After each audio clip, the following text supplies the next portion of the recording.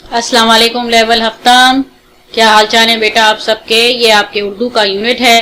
میں مس شازیہ خان کیمپس 9 سے آپ سے مخاطب ہوں۔ آج جو ہم اپنا نیا سبق شروع کرنے جا رہے ہیں وہ نواب صاحب کا قالین، صفحہ نمبر 100 نکالیے اور پینسل ہاتھ میں رکھیے گا۔ سب سے پہلے مشکل الفاظ کی دہرائی کر لیتے ہیں۔ ٹائٹل پیج بنے گا اور اس کے ساتھ آپ الفاظ معنی تحریر کریں گے۔ پہلا ہے تہس نہس تباہ، داغ کے معنی کیا ہیں؟ دھبے، بعید، دور، بلا تعمل، فوراً، ڈاواں ڈول، ڈگمگاتا ہوا، شرارے برسنا یا شعلہ ناک، دونوں کے معنی کیا ہیں؟ سخت غصے میں۔ ٹھیک ہے، اب آتے ہیں ہم اپنے سبق کی جانب۔ اس کو میں اس کی بلند خوانی کر رہی ہوں، ذرا توجہ کتاب میں رکھیے گا۔ نواب احمد کمال بڑی جابر طبیعت کے آدمی تھے، یعنی سخت طبیعت کے آدمی تھے۔ اپنی مرضی کے خلاف کوئی بات بھی برداشت نہیں کر سکتے تھے۔ کسی میں اتنی جرأت نہیں تھی کہ ان کا حکم ٹال سکے۔ امیر، وزیر، سوداگر، بڑے آدمی، سب کے سب ہر وقت ان سے خوفزدہ رہتے، کیونکہ ان کی طبیعت بدلتے دیر نہیں لگتی تھی۔ ویسے خوش بیٹھے ہیں، مگر جیسے ہی ان کی طبیعت میں کچھ فرق پڑا سارا نظام تہس نہس ہو گیا، یعنی کہ وہ بڑے ہی سخت طبیعت کے مالک تھے، اپنی مرضی کے خلاف کوئی بات برداشت نہیں کر سکتے تھے۔ اس کی وجہ سے ان کے ملازم یا آس پاس کے جو لوگ تھے وہ ان سے ہر وقت خوفزدہ رہتے تھے کہ کب جانے ان کا موڈ بدل جائے۔ نواب صاحب کو عمدہ خوبصورت قالینوں سے بڑی محبت تھی۔ دور دور سے قالین منگواتے اور انہیں نہایت احتیاط کے ساتھ استعمال کرتے۔ کسی قالین پہ کوئی داغ پڑ جاتا تو وہ بے چین ہو جاتے، اور جب تک نیا نہ بچتا انہیں لمحے کے لیے سکون میسر نہ ہوتا۔ یہی وجہ تھی کہ سب درباری اور خدام، واحد کیا ہے اس کا؟ خادم، ٹھیک ہے، ساتھ ساتھ انڈر لائن کرتے جائیں، قالینوں پر قدم بھی نہیں رکھتے تھے، اور اگر رکھتے تو انتہائی احتیاط کے ساتھ۔ پہلے بتایا ہے کیسی طبیعت کے آدمی تھے، پھر ان کا کیا شوق تھا، یعنی قالین جمع کرنے کا انہیں بڑا ہی شوق تھا۔ ایک دفعہ ان کے ہاں بخارا سے قالین آیا، نہایت شاندار، رنگین، اتنا خوبصورت کہ انسان اسے دیکھتا رہ جائے۔ یہ قالین انہوں نے اپنے خاص کمرے میں بچھا دیا اور ملازموں کو حکم دیا خبردار کوئی شخص ننگے پاؤں کبھی ادھر نہ آئے۔ بھلا کسی کو کیا پڑی تھی کہ قالین پر قدم رکھ کر اپنی جان خطرے میں ڈالتا؟ مگر بدقسمتی سے کا کیا علاج۔ ایک دن کی بات، ایک ملازم جس کا نام شیرو تھا گھر کے دروازے پر بیٹھا دوات میں سیاہی گھور رہا تھا۔ اسے اپنے بچے کی رونے کی آواز آئی۔ وہ پریشانی کے عالم میں ادھر پہنچا جدھر سے آواز آئی تھی۔ اس کا بچہ نواب صاحب کے خاص کمرے میں کھڑا تھا۔ خاص کمرہ کون ہے؟ جہاں وہ خوبصورت قالین بچھا ہوا تھا۔ شیرو کو اس بات کا خیال ہی نہیں رہا، اسے قالین پہ ہرگز قدم نہیں رکھنا چاہیے تھا، خاص طور پہ اس وقت اس کے ہاتھ میں سیاہی سے بھری ہوئی دوات تھی۔ بچہ کمرے کے درمیان میں کھڑا تھا۔ شیرو اس کے پاس پہنچا اور گود میں اٹھانے لگا۔ اچانک دوات چھلکی اور سیاہی کے چند قطرے قیمتی قالین پر گر پڑے۔ بچہ بتانے لگا کہ اس کی گیند کمرے میں کہیں کھو گئی ہے، لیکن اس وقت شیرو کو گیند کا خیال کیوں کر آ سکتا تھا؟ اسے تو اپنی جان خطرے میں نظر آ رہی تھی۔ اسے اور کچھ نہ سوچا، جھٹ سے جیب سے رومال نکالا اور قالین کے داغ والے حصے کو چھپا دیا۔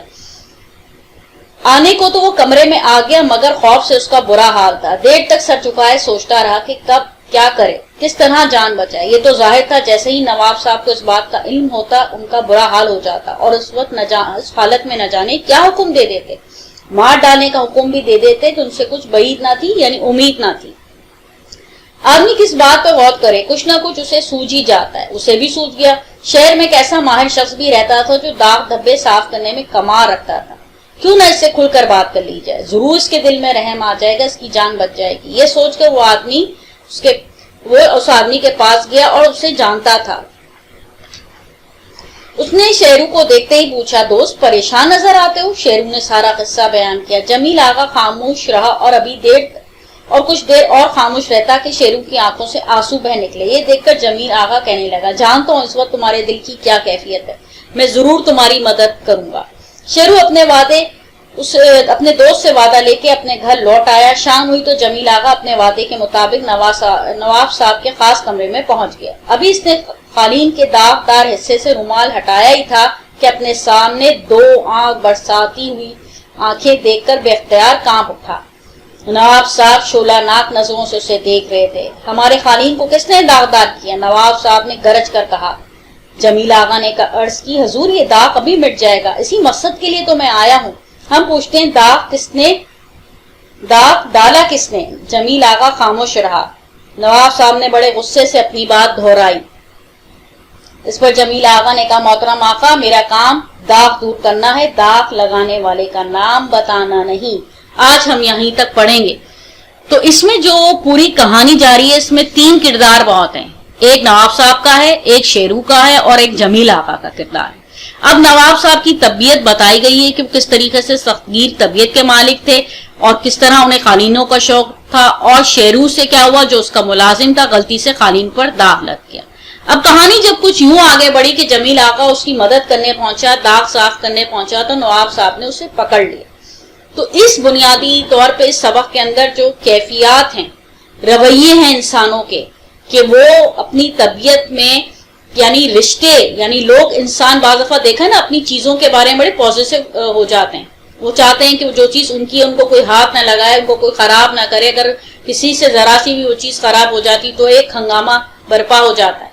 तो वो सारी, जब इंसान चीजों से लगाव रखने लगता है और मादियत पसंदी का शिकार हो जाता है, तो उसका क्या रवैया होता है, कैसे उसके रवैये में उतार चढ़ाव आता है। तो ये नवाब साहब का किरदार कुछ इसी पसे मंजर में। इसके अलावा शेरू का एक मातहत मुलाजिम का किरदार है, जो बेचारा खौफजदा रहता है, मालिक को खुश करना चाहता है, और जब उससे गलती होती है तो खौफ के बाइस उसका क्या रवैया है, उस पर उन्होंने रोशनी डाली है।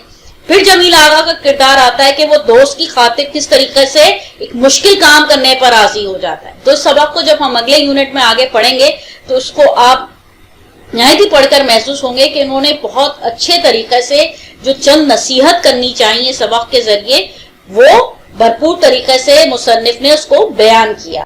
सफा नंबर 101 पर आखिरी का सेकंड लास्ट पैराग्राफ है। नवाब साहब ने बड़े गुस्से से अपनी बात दोहराई। इस पर जमील आगा ने कहा, मोहतरम आगा, मेरा काम दाग दूर करना है, दाग लगाने वाले का नाम बताना नहीं। नवाब साहब के सामने इतनी गुस्ताखी आज तक किसी ने नहीं की। गुस्ताखी यानी बदतमीजी। इनकी आंखों से शरारे बरस रहे थे, यानी कि बेइंतहा गुस्सा नजर आ रहा था। तीसरी बार उन्होंने मुजिम का नाम पूछा, मगर जमील आगा ने वही जवाब दिया। नवाब साहब 2-3 लम्हे खामोश रहकर गरजे, अगर कल दोपहर तक तुमने मुजिम का नाम ना बताया तो तुम्हें दागदार कालीन में लपेटकर आंख लगा दी जाएगी। ये हमारा पहला और आखिरी हुक्म है। ये खबर सारे शहर में फैल गई। लोग बड़ी बेसब्री से नतीजे का इंतजार करने लगे। बहुतों का ख्याल था जमील आगा जरूर असल हकीकत बता देगा, लेकिन उसका इरादा जरा भी डावाडोल ना हुआ, यानी डगमगाया नहीं। उसने जो कुछ कहा था इस पर जमकर खड़ा था। ये खबर सारे शहर में फैल चुकी थी। वो भला शेरू को क्यों ना मालूम होती। इसने खबर सुनी तो घर से बाहर निकल आया। शहर में सिर्फ 2 लोगों को हकीकत का इल्म था। एक तो शेरू जो मुजरिम था, और दूसरा शख्स जमील आगा जो शेरू की खातिर अपनी जान कुर्बान कर रहा था। नवाब साहब अकेले बैठे थे कि शेरू वहां पहुंच गया। उसने सारा किस्सा बयान कर दिया। अभी दोपहर होने में वक्त बाकी था। नवाब साहब ने सारी खबर सुनकर पूछा, तुम्हें क्या चीज मेरे पास खींच लाई?